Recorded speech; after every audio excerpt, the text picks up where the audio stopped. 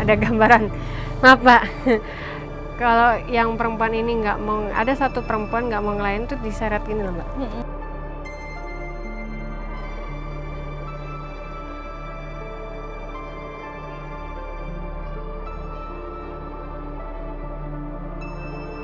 Karena kayak setiap di bawah bastion itu ada ruangan kayak gini Mbak, benar, buat senjata, buat bahan makanan. Kayak bahan makanannya ini tuh sedikit Mbak, kayak buat yang jaga aja nih. Yang Mbak Nana bilang lemari itu di sini, kayak loker itu loh Loker, Mbak. iya, Nah, loker. iya.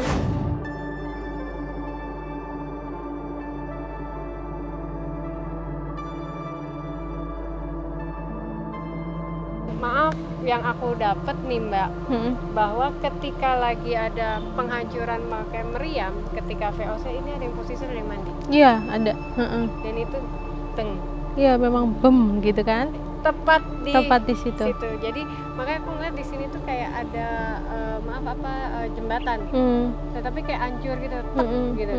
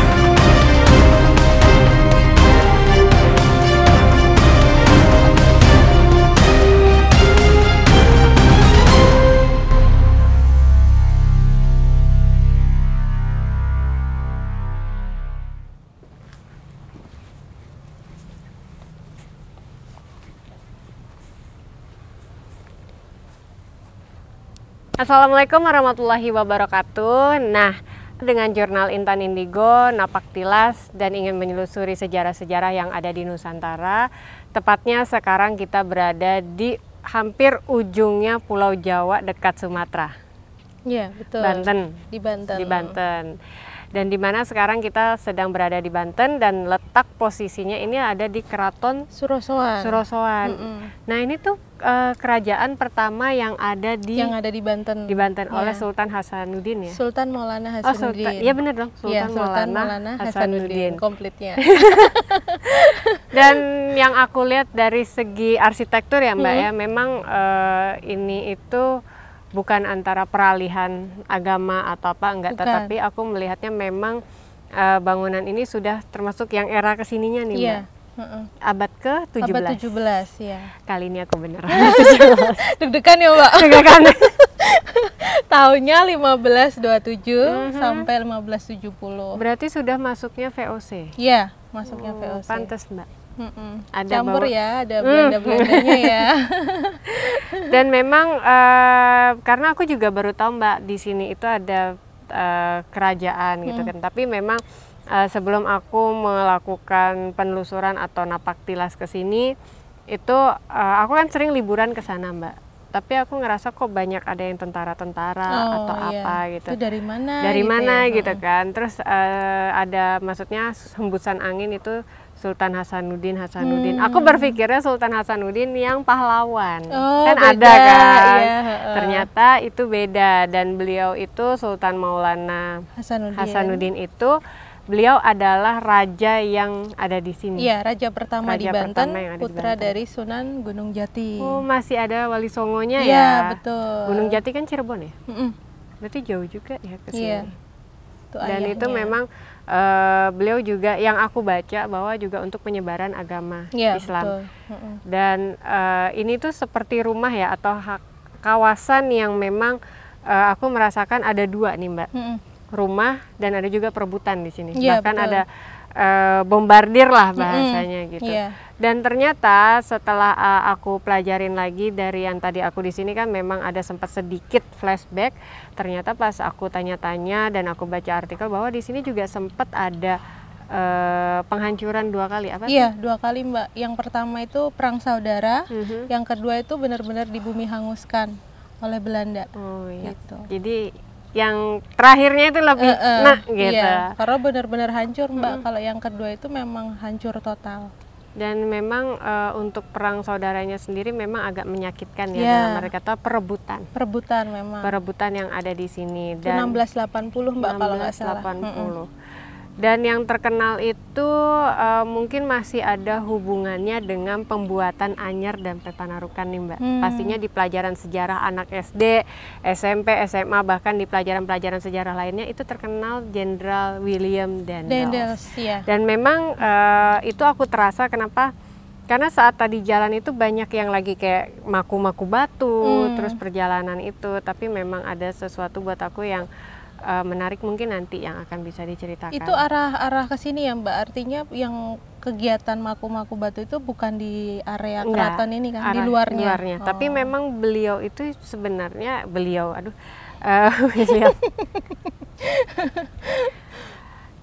maksudnya Raja Sultan itu beliau itu memerintah di sini. Itu juga sebenarnya orang yang wibawa bijaksana gitu. Memang kalau menurut cerita itu mempunyai selir-selir gitu. Beliau juga punya istri gitu. Dan memang di sini itu sebuah bangunan yang dimana juga ada benteng-bentengnya untuk pertahanan. Tapi memang ada perebutan yang dari Belanda itu, kenapa Belanda lagi? Ada nomornya langsung ke situ ya. Ada memang perebutan ini Mbak. Ibarat kata tidak usah mencampuri urusan dengan VOC. Itu yang aku rasakan. Gitu. Ini Mbak Nana baru pertama kali kesini, sowan kesini? Pertama kali, kalau liburan sih sampai ujung sana Mbak. Tapi ibaratnya kayak dipanggil-panggil, dicolek-colek nih. Dicolek-colek tuh udah lama. Mampir ke istananya dulu. Cuman aku nggak pernah tahu di mana gitu kan. Tapi memang ada di ujung sana deket Tanjung Lesung itu juga masih ada hubungan dengan Sultan Maulana Hasanuddin. Itu masih agak ke sana. Berarti kalau aku pikir-pikir berarti kekuasaannya itu juga cukup luas. Luas Mbak, iya. Gitu. Kalau Mbak Nana tadi langsung fokusnya ke yang VOC itu karena memang yang di Bumi Hanguskan yang kedua itu memang benar-benar dibom Mbak. Jadi di sini diratakan itu karena memang dari Daendels sendiri itu punya permintaan ke Sultan Maulana Hasanuddin yang di luar logika, kayak minta dipindahkan. Di sini kan tempat tinggal Sultan yang pertama, kayak minta dipindahkan ke Anyar. Di sini mau untuk benteng pertahanan VOC, itu salah satunya. Dan ada perlawanan kan di situ Mbak. Makanya ada Dupuy itu yang bawahannya Daendels yang untuk menghancurkan di sini Keraton Sorosowan. Jadi buat kalian mungkin bisa datang ke sini, dan juga memang di sini juga lengkap Mbak, ada museumnya. Iya. Bahkan ada meriam-meriamnya itu loh, masih ada meriam Ki Amuk atau Ki siapa sih, lupa aku namanya. Ki Amuk atau apa aku lupa ya namanya, tapi ada memang meriamnya di situ. Dan memang bukan hanya benteng di sini aja Mbak, tetapi ternyata juga sampai sana, tapi memang yang dikabarkan dan memang secara flashback dan artikel itu sama dia di Bumi Hanguskan, sebenarnya itu luas Mbak. Luas banget gitu. Terus mereka, karena aku yang ngelihat juga bahwa raja itu, beliau itu memang damai, tentram gitu. Awalnya memang begitu. Terus ada perang saudara. Gamang tuh, pas akhirnya bangun lagi ternyata raja tidak mau bekerja sama dengan VOC. Tetapi tempat ini juga pernah dipakai oleh VOC Mbak. Iya, akhirnya habis di Bumi Hanguskan itu Mbak kan dibangun lagi sama Hendrik Kardel. Itu arsitektur dari Eropa. Jadinya ininya strukturnya udah baru bau Eropa gitu kan. Itu dibangun lagi, makanya eranya udah era kesini. Jadi memang ada bahkan aku ngelihatnya yang kita injak ini sebenarnya ada kayak tembusan. Masih ada, iya. Masih ada, benar-benar. Cuman ya kita sebagai masyarakat Indonesia harus bisa melestarikannya, karena banyak Mbak dicoret-coret. Selalu gitu ya Mbak, sayang banget. Kita napak tilas kemana aja selalu ada. Karena memang ininya dulu ini sih Mbak, tanahnya itu lebih ke bawah lagi gitu. ya kan? Ini tanah baru. Tanah baru. Sebenarnya masih ada lapisan-lapisannya, dan ini itu sebenarnya nggak segini. Ini tuh bener sampai ke bawah gitu. Dan ini tuh kalau ini kan segini aku nih, kepala aku. Kita tuh masih kelihatan lebih boncel dari maksudnya apa ya, pendek. Harusnya iya lebih turun lagi gitu kan dasarnya itu. Berarti memang sudah berlapis tanahnya, bukan dimensinya tapi tanahnya. Tanahnya udah tanah baru. Di belakang kita ini kan pintu masuk yang satu, yang pertama, yang utama itu ada 2 pintu masuk. Dulunya ada 3 Mbak, tapi tinggal ada 2. Itu karena apa Mbak? Dan memang udah ditutup saat VOC itu, udah diganti sama Kardel itu, makanya Hendrik Kardel itu sampai dikasih penghargaan berupa gelar Pangeran Wiraguna. Kalau pernah dengar Mbak Nana? Baru dengar Mbak. Oh iya, itu karena beliau kayak berperan di sini untuk membangun lagi istananya ini, dan diambil alih oleh VOC itu, dikasih gelar. Dan di sebelah sana juga harusnya ada bastion Mbak. Kayaknya rasa-rasanya harusnya ada beberapa. Ngeliling. Karena memang difungsikan sebagai benteng pertahanan. Dan kayak biasa benteng pertahanan di bagian luarnya itu ada kanal. Kayak buat sungai kecil. Iya, karena memang mereka kan keluar masuk, VOC kan identiknya begitu, keluar masuk berdagang. Nggak jauh dari sini di depan ada museum. Ada laut juga Mbak? Iya, nyambung laut, terus kayak ada kanal itu kan buat lalu lintas perahu buat perdagangan. Ya, di depan museum Purbakala Banten Lama itu dulunya pasar di situ Mbak. Jadi memang ada aktivitas memang ini dagang. Memang ada kehidupan. Jadi setelah brek 2 kali hancur, dan itu memang menjadi sebuah kehidupan kayak kota Mbak, kota kecil gitu, yang mungkin sekarang bisa dibilang kota Intan yang hilang. Intan yang hilang. Tapi memang aku rasakan yang pertama, jadi kalau merasakan ya, balik lagi, kalau merasakan pertama adem, enak, ada rasa raja, seorang raja yang wibawa, bijaksana, bahkan aku seperti masyarakat yang oh ini rajaku gitu kan, menghargai. Ya, I'm proud of you gitu kan, aku bangga sama kamu atau apa. Tapi setelah perang saudara atau apa, ada konflik-konflik politik, itu ngerasa nggak enak. Lalu ditambah lagi ada hancurnya karena tidak mau bekerja sama oleh VOC, oleh Dendels, itu pecah, bertumpah darah, berubah. Terus akhirnya bangun lagi oleh pangeran itu, Pangeran Wiraguna. Dan terjadilah suatu kota yang kehidupan baru lagi. Kehidupan yang baru, berarti memang ada beberapa lintasan-lintasan yang banyak sejarahnya di sini. Jadi mau dipelajarinya seperti apa untuk kalian semua. Mungkin kita nggak stay di sini terus kalian Mbak, harus ke sana. Karena ada yang sesuatu yang enak dilihat.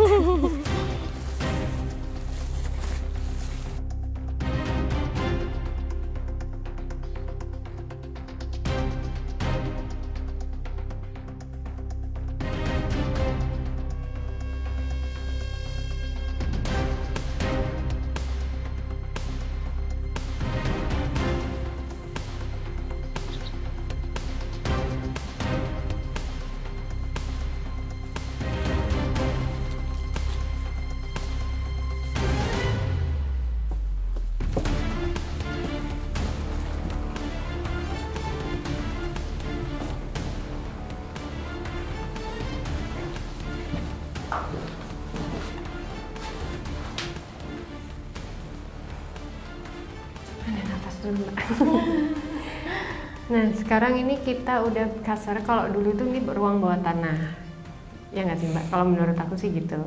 Tapi dipergunakan rada ke bawah dikit ya Mbak? Iya, rada ke bawah. Gitu. Jadi dulu nggak nyampe nunduk gitu, enggak.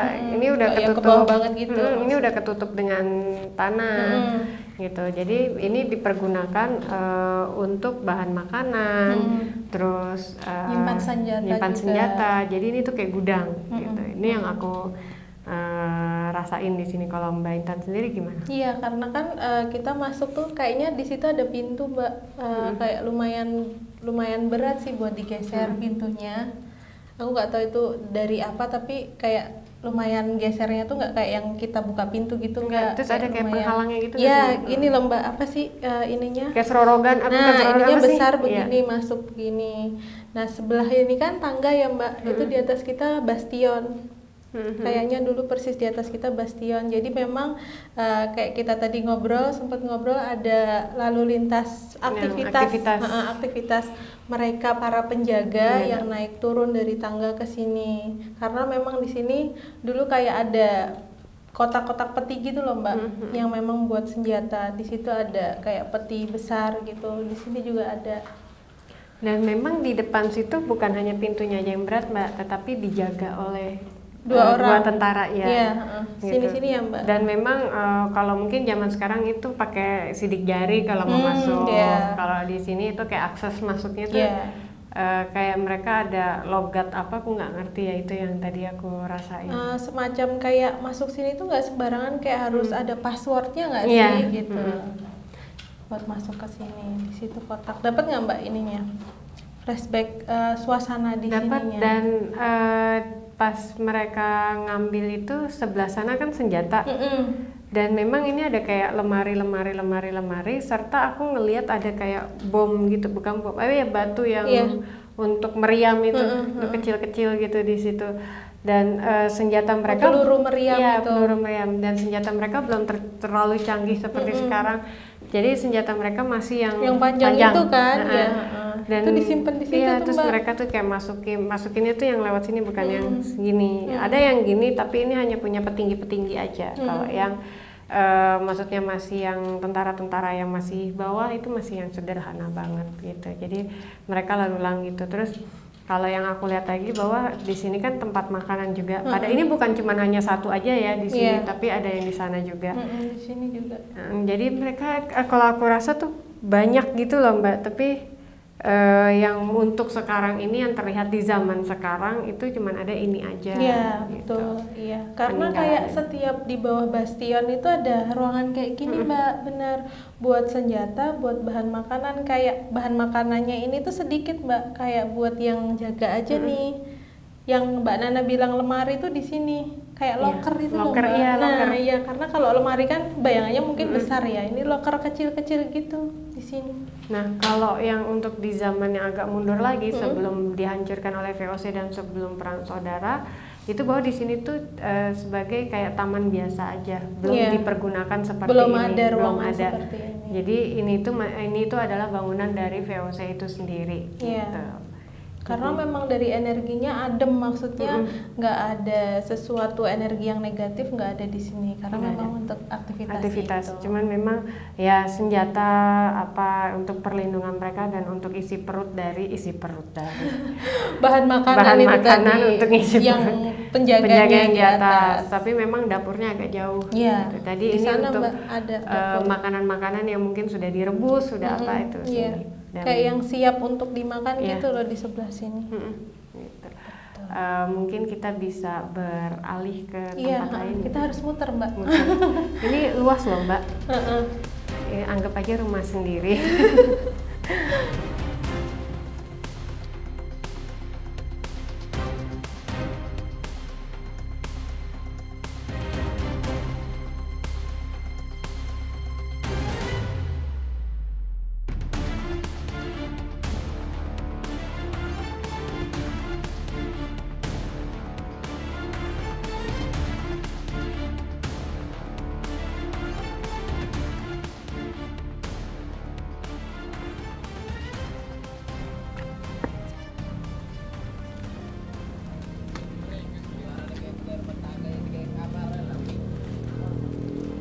Ini kita di mana nih Mbak?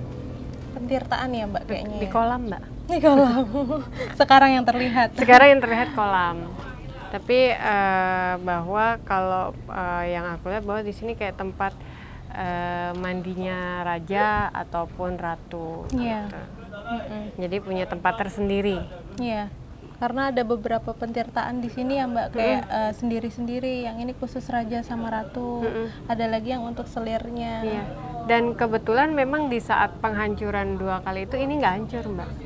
Masih tetap, kalau Mbak Intan gimana? Masih terlihat ya? Masih terlihat. Dan artinya nggak langsung rata gitu? Nggak, cuman hanya memang air. Cuman masih keluar airnya gitu, jadi tinggal dibenahin aja di sini. Iya, di sebelah sininya tuh kayak apa Mbak namanya, pancuran. Nah, gitu. Pancuran yang ada beberapa gitu ke sini. Dan ini terus ini karena ini sudah kering ya yang ini. Yang ini tuh udah kering, cuman yang ini aja masih keluar airnya gitu. Dan ini dari tadi ketarik ke sana ya Mbak? Kan tadi aku bilang Mbak, itu ada ruangannya. Di situ ada ruangannya. Ada somethingnya gitu. Cuman memang yang aku lihat bahwa kayak tempat balik lagi ke bukan zaman kerajaan ya, tetapi zaman VOC yang itu sebelumnya. Udah arahnya tuh ada tembusannya gitu loh Mbak. Masih panjang. Masih ya, panjang. Ada sih kayak bukaan gitu.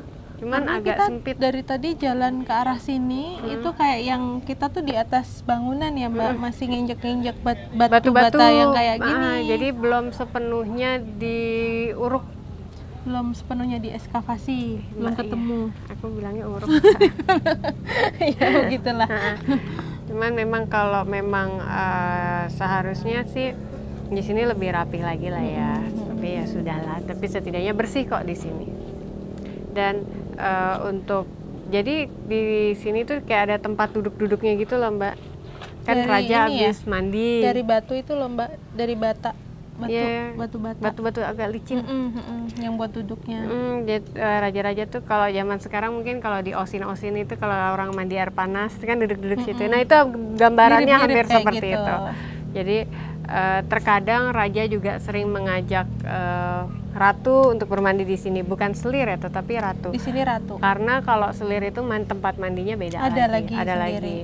Nah itu di zaman kerajaan. Tapi kalau misalkan di zaman VOC yang aku lihat bahwa air ini sebagai untuk mandi mereka juga, tetapi dalam arti kata bercampur Mbak.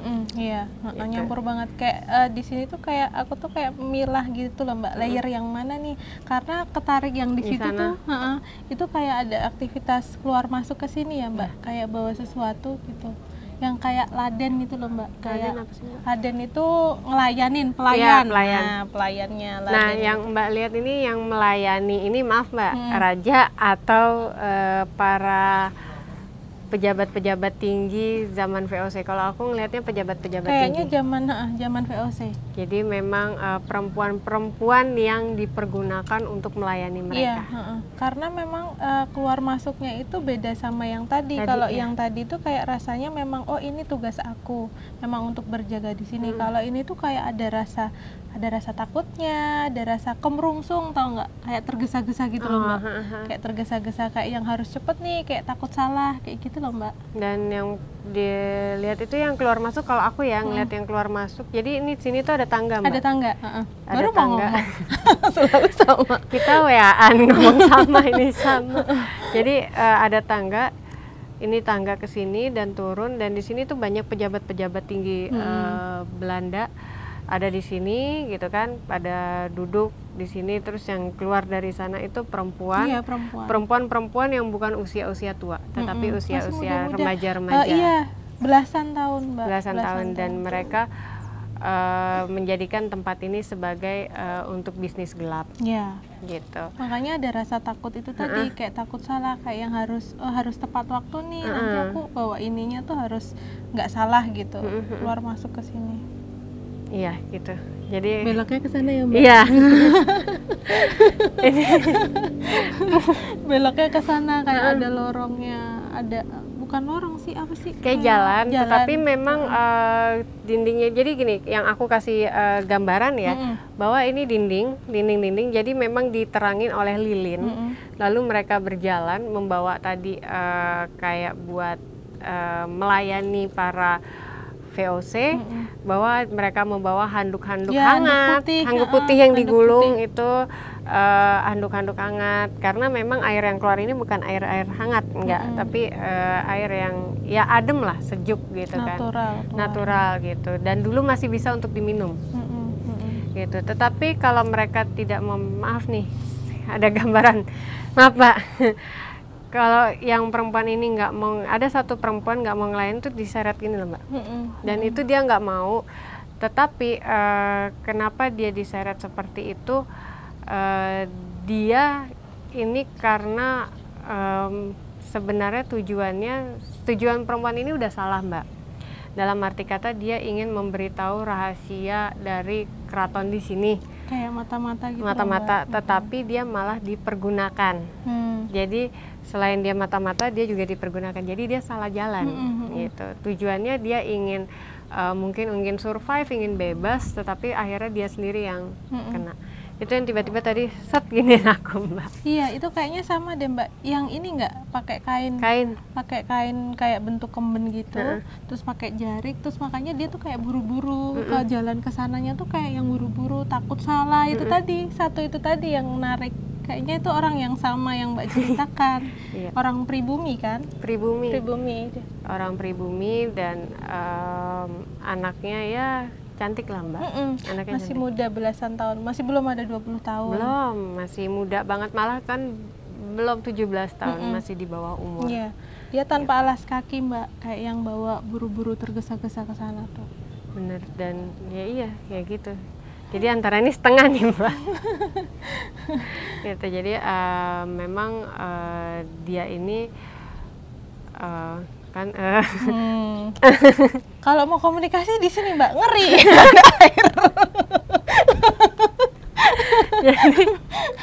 jadi gimana? Nah, soalnya itu dari tadi di situ kayak memperlihatkan dia di situ. Ya gitu. Jadi memang dia dari tadi dari tadi ngomong mondar-mandir. Iya, ke sini, ke sana gitu. Dan posisi laki-laki itu ada di sebelah sini. Ada di bawah, iya. Pas di sini nih. Ada di bawah. Duduk. Dan maaf kata ya, yang aku lihat bahwa malah hal yang tidak baik lah sebenarnya gitu. Posisinya itu nggak enak, Mbak, makanya gitulah. Tapi memang terlalu di sini untuk hal-hal yang tanda kutip dalam arti kata memuaskan hasrat nafsu gitu. Iya. Ya memang masih kecil banget kok anak-anak pribumi, dan memang ada beberapa wanita-wanita yang dipekerjakan, bahkan ada yang umur usia 30. Iya, tapi jarang ya, Mbak. Kebanyakan yang masih muda belia. Karena memang yang satu ini karena terjebak ininya sendiri, Mbak. Pengen jadi mata-mata, jadi kayak terjebak ininya sendiri. Jadi terlanjur masuk, dia nggak bisa kemana-mana gitu. Ya, jadi ibarat kata seperti orang yang sudah terjun di dunia gelap. Gitu ya, gitu, Mbak. Ditranslate aja kayak dia tuh kayak ngomong sesuatu deh. Jadi dia itu sebenarnya seperti ini karena ada dendam, Mbak. Dendam dari pihak pribumi gitu, yang dimana pihak yang masih berhubungan dengan keraton, dengan di sini gitu. Dia masih ada dendam karena orang tuanya tidak salah, tidak apa, tetapi dia itu malah orang tuanya dituduh membocorkan terhadap VOC. Itu yang aku dapat gambaran dan yang diceritakan ke aku. Tetapi karena mungkin kupingnya terlalu tipis ya, dalam arti kata kalau yang namanya dengar sudah bersekutu dengan VOC itu kan sudah terlalu tipis untuk Indonesia dahulu gitu. Jadi akhirnya langsung dieksekusi. Disitulah dia dendam, Mbak. Dendam dan akhirnya ingin membocorkan rahasia-rahasia atau kedekatan-kedekatan pejabat-pejabat keraton ataupun rahasia-rahasia keraton terhadap pihak VOC yang dimana saat itu sedang membangun Anyer Panarukan. Iya. Gitu sih. Jadi loading, iya, translate aja, Mbak. Ini saya belajar mentranslate, Mbak. Biar nggak langsung masuk kan. Karena dianya kayak belum sempat, keinginannya yang sebenarnya hitam itu belum sempat dilakukan sebenarnya. Tapi dia udah terlanjur masuk ke dunia hitam di sini. Jadi dia kayak terjebak itu. Terjebak dia. Dan itulah yang membuat dia salah jalan gitu. Daripada kita berlama-lama di sini, mending kita pindah ke sana. Oh iya. Langsung dekat.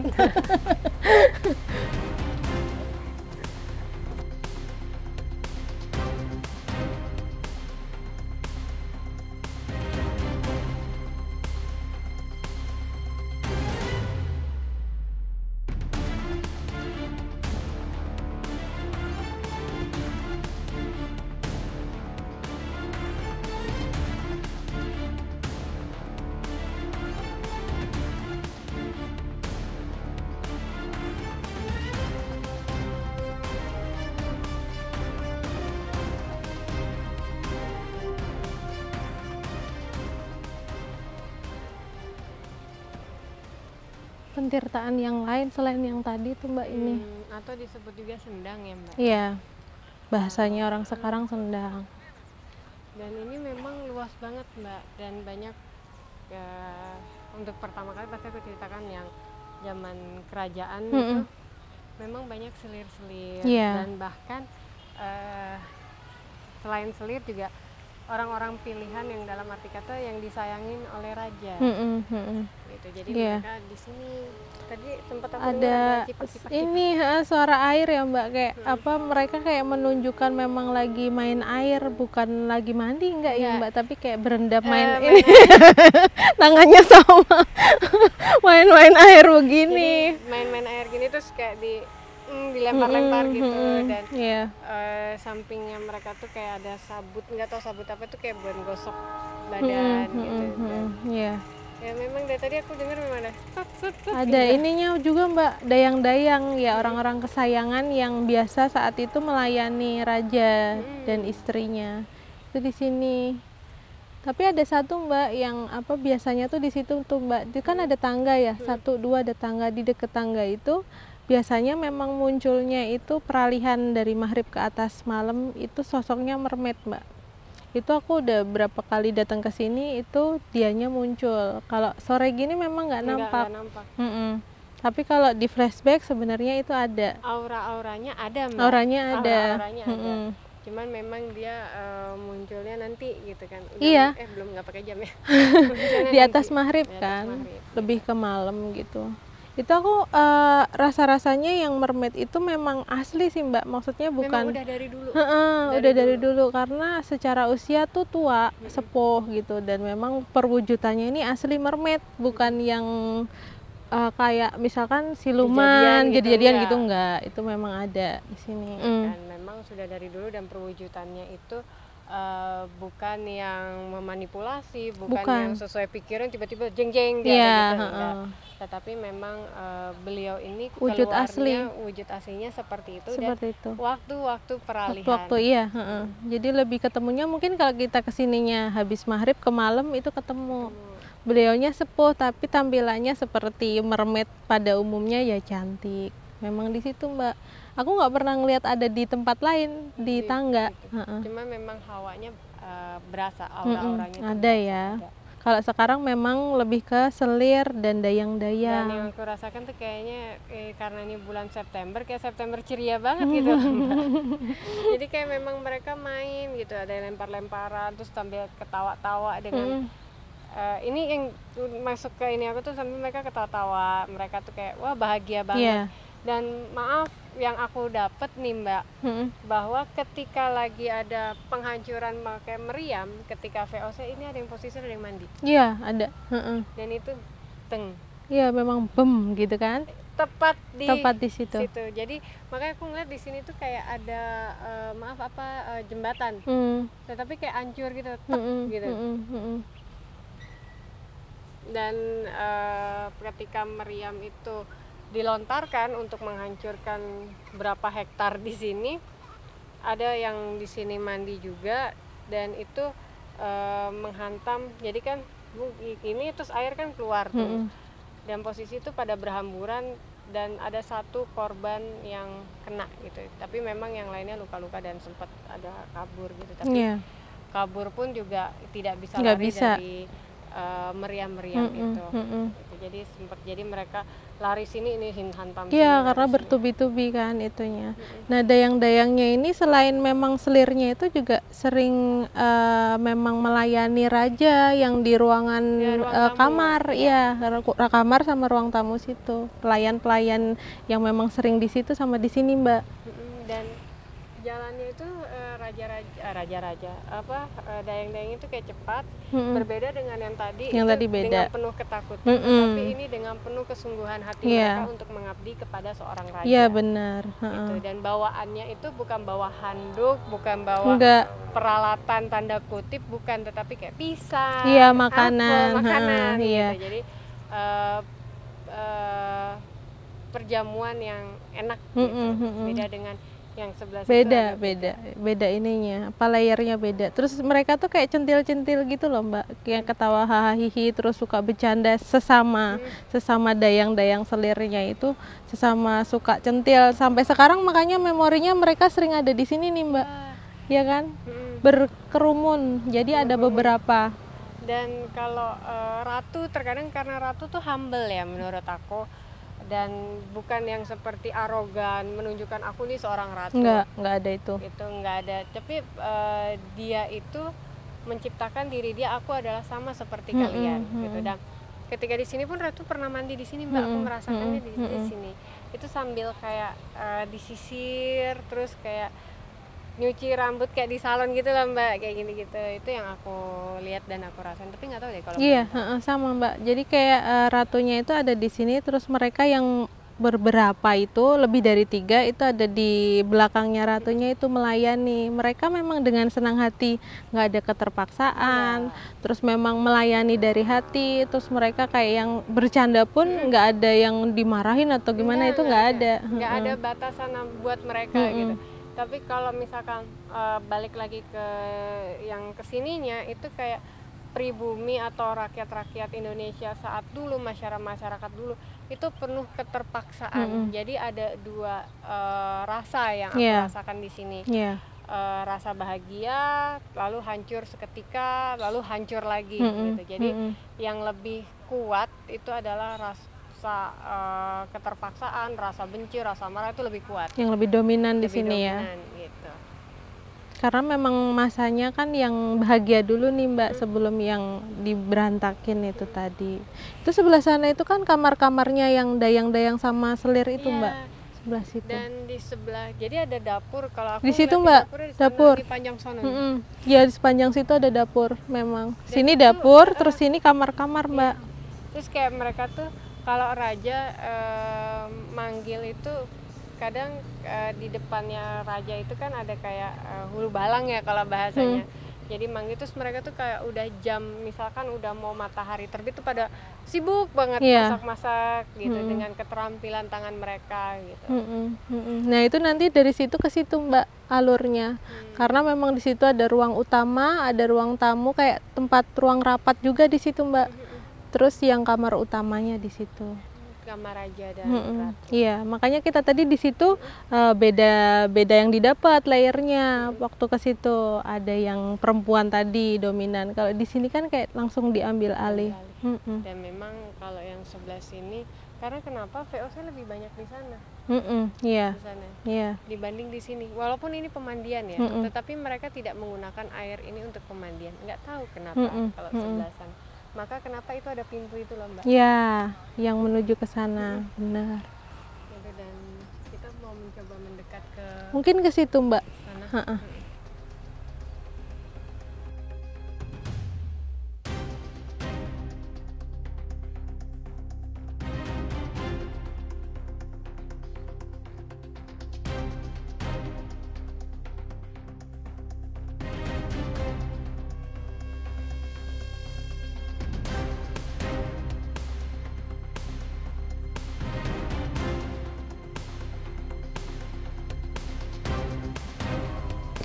Nah kita ini kan udah ada di tangga nih Mbak, yang dimana kalau raja tuh lewat gitu kan.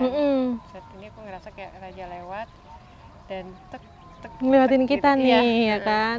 Di situ kamarnya tuh Mbak, di belakang kita tuh tempat kamar utamanya. Kamar utama dengan ratu. Kalau dengan selir kamarnya beda lagi. Beda. Tapi masih satu komplek. Ini luas loh Mbak kamarnya. Kalau yang terlihat gitu, jadi kayak yang aku dapat tuh ada kamar mandinya di ujung sana nih Mbak. Tuh ada bekas kamar mandi. Terus yang ini tuh kayak lorong masuk gitu Mbak, itu ada lemari di sini yang kayak lemarinya itu dari kayu. Kayak nyimpen perhiasan, yang kayak simpanan-simpanan ratu juga di situ, kayak perhiasan emas gitu. Dan emasnya itu gede-gede. Ya. Kalau sekarang kan agak norak-norak nih. Tapi kalau dulu tuh kalau misalkan udah gede, berat itu yang paling mahal gitu. Dan aku ngeliat ada bongkahan itu. Iya, betul. Sama nih Mbak, berarti disimpan di situ kan. Jadi kayak nggak sembarangan dayang-dayang pun bisa masuk ke situ. Kalaupun ada ya dayang yang kepercayaannya gitu. Yang dimana ngurusin raja, terus bersih-bersih. Tapi terkadang bersih-bersih juga ratu suka bersih-bersih. Gitu. Dan di situ ada kayak meja riasnya. Iya, ada. Dia ukirannya tuh kayu gitu. Terus ini kayak ini kan Mbak ukiran, terus sini meja riasnya. Meja rias dan ada kayak buat apa sih? Pokoknya sini ada kayak tempat-tempat gitu. Tempat giwang-giwang, apa giwang tuh apa? Giwang tuh anting. Gak tahu giwang udah ngomong giwang. Siapa itu yang ngomong? Giwang tuh anting zaman dulu gitu di situ. Nah, memang lingkarannya tuh gede gitu. Besar. Terus untuk kadang menaruh ini nih apa? Dari gold juga ya Mbak ya, itu di sini. Dan selain kamar raja memang ini luas ya Mbak ya. Bukan hanya kamar raja aja, tetapi juga ada tempat yang dimana untuk beliau kalau rapat juga. Iya, sebelah situ tuh Mbak. Beliau makan, bahkan tempat beliau duduk-duduk pun ada gitu. Tempat mereka kayak minum teh. Kenapa aku duduknya begini? Itu yang tangga itu yang Mbak Nana bilang itu masuk ke tempat rapat. Tempat keluarga. Dan kalau misalkan bertemu dengan kerajaan satu dengan kerajaan lainnya, itu kadang suka di sebelah sana tuh Mbak. Sebelah sana. Karena memang ada aksesnya tersendiri. Ada. Gitu. Ada Mbak. Karena kan ini pintu yang kelihatan kan ada yang udah nggak kelihatan dulunya, mungkin ada akses di sana Mbak. Dan memang kan ini bangunan sudah bergerombak berapa kali dan ketika hancur oleh sebuah meriam itu udah hancur, bukan tidak tersisa lagi ya, sudah tidak ada bentuknya karena memang langsung dihancurkan. Makanya dibangun lagi itu memang benar-benar dari nol Mbak. Terus di sebelah sana itu kan ada mirip-mirip sama yang kita tadi masuk Mbak, yang bangunannya di ujung sana. Itu kalau aku ngelihatnya udah mulai zaman sama kayak zaman yang itu tadi kita masuk ya. Karena kalau zaman kerajaan itu nggak ada mereka penyimpanan gitu, karena buat mereka, bagi mereka besok pasti akan ada lagi rezeki gitu, besok akan ada lagi karena juga dari kerajaan itu sendiri pun mereka punya sumber daya alam gitu, dekat laut, terus dekat sawah atau apa, karena dulu aku lihat kayak ada posisi sawah, laut, sungai itu ada. Beda kalau VOC kan pola berpikirnya kayak yang ketakutan sendiri, kayak yang harus menyimpan sebanyak-banyaknya buat kebutuhan dia. Karena pastinya orang kalau berbuat salah, lagi-lagi ya Mbak. Seperti itu. Gitu. Dan banyak sepuh Mbak di sini. Mbok-mbok yang apa ya bilangnya? Dibilangnya apa ya, mbok-mbok ya, kayak mbok emban gitu kan, yang pakai kemben yang lebih tua. Jadi kayak ibaratnya kayak Mbak Nana tadi sempat bilang ada yang melayani tapi usianya lebih tua, walaupun banyak yang muda nih tetap ada yang tuanya. Itu ada Mbak di sini ya beraktivitas. Dan itu yang lebih dipercaya atau lebih mengerti tentang raja. Itu yang sering ini Mbak masuk ke kamar. Jadi lebih ke yang tua itu lebih dipercaya, yang sering dia lalu lalang ke kamar, bersih-bersih di kamar. Dan memang lebih dipercaya oleh raja gitu. Dan banyak juga ada seperti hulu balang lah kalau aku bilangnya, itu juga banyak berkeliaran di sini. Dan mereka itu yang laki-laki itu untuk berjaga-jaga gitu. Dan ada lagi yang sepuh ini laki-laki yang di dekat pohon sebelah sana, itu tadi nggak kelihatan Mbak, ini barusan kelihatan, itu yang jenggotnya itu panjang banget kelihatan ya Mbak, terus dia pakai putih-putih gitu, tapi eranya beda, bukan yang pas era kerajaan, bukan yang kerajaan. Bener ya? Iya bener, jadi dia sepuh, positif, terus kayak yang bukan penunggu pohon tapi pohon jangan salah artikan kalau penunggu pohon bukan, tapi beliau salah satu sepuh yang di sini. Dan baru kelihatan karena memang sudah peralihan. Karena memang di jam-jam peralihan ini beliaunya itu menyampaikan banyak orang yang salah menggunakan tempat ini, jadi maghrib ke atas itu salah menggunakan. Jadi beliaunya ini lebih ke kayak yang mengingatkan sebenarnya kalau buat orang yang rasanya bisa disentuh sama beliau. Dan ada apa namanya Simbo pribon Simbo loh jadi Jawa gitu. Jadi mungkin bisa aku ceritakan bahwa si Mbok ini apa namanya, karena apa aku belum mau mediumisasi Mbak dalam arti kata karena ini udah peralihan waktu, karena banyak banget nih yang lain. Iya, yang lain. Jadi takut nggak bisa punya kekontrol kan. Jadi si Mbok itu cuma bilang bahwa dia itu mengabdi untuk raja, dan posisinya ketika perang saudara pun dia tetap mengabdi untuk raja. Sampai ada pertumpahan darah pun dia tetap di belakang raja.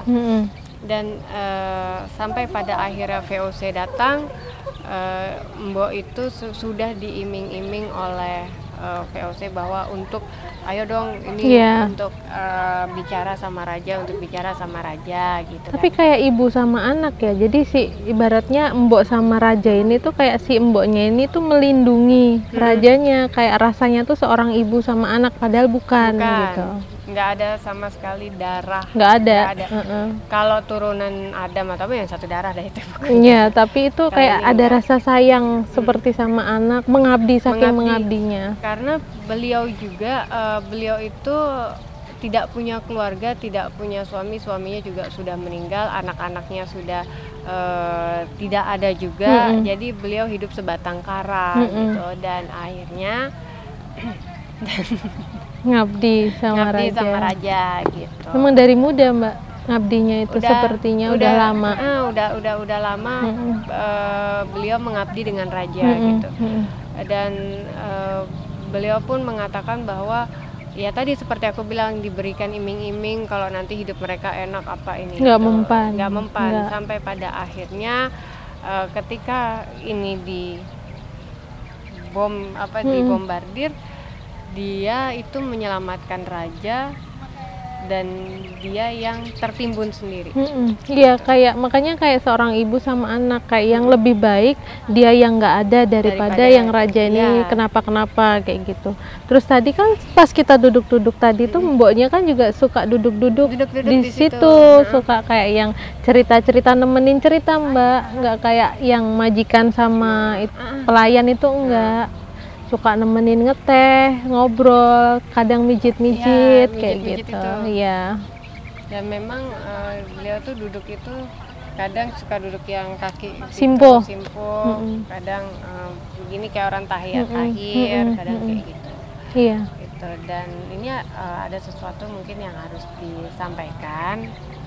disampaikan untuk kalian bahwa apa yang ada di sini itu dijaga. Iya. Tempat bersejarah ini bukan untuk kalian menebar keromantisan kalian. Kalian punya tempat sendiri, tempat seperti ini enggak. Ini bukan di sini tempatnya. Bukan di sini tempatnya gitu. Dan sampai kalian boleh romantis, boleh apa ya, hanya sekedar itu, tetapi tidak sampai lebih gitu. Dan jangan mencari-cari sesuatu yang ada di sini. Ya, lagi-lagi aku tadi dikasih clue itu Mbak, kayak yang lagi-lagi harus diingatkan. Tersimpan di sini, apapun itu bentuknya, itu biarlah tersimpan di sini. Belum saatnya untuk mereka keluar gitu. Ibarat kata kita ingin sesuatu tapi kita belum mencukupi untuk menggapai sesuatu itu gitu. Jadi sabar. Dan itu kalaupun itu juga bukan untuk kalian, itu pesannya bukan untuk kalian, tetapi untuk mereka bercerita bahwa ini loh sejarah dulu itu seperti ini. Dan memang ketika itu dipertemukan sebenarnya ada maksud tertentu, yaitu bagaimana kedepannya lebih ke Nusantara sih Mbak. Seperti apa? Iya, betul. Gitu. karena sudah kita bereksplor, sebenarnya masih banyak Mbak sampai sana keliling. Tapi mungkin napaktilas di Keraton Surosoan mungkin sampai di sini dulu karena masih ada banyak yang harus kita eksplor lagi, napaktilas lagi, sejarah-sejarah yang harus kita gali lagi, baik dari realnya atau kita flashback menurut pengalaman kita masing-masing, benar atau salah itu hanya sebuah perkataan dari kita dan hanya bisa dipahami mungkin oleh kalian dengan penilaian kalian sendiri.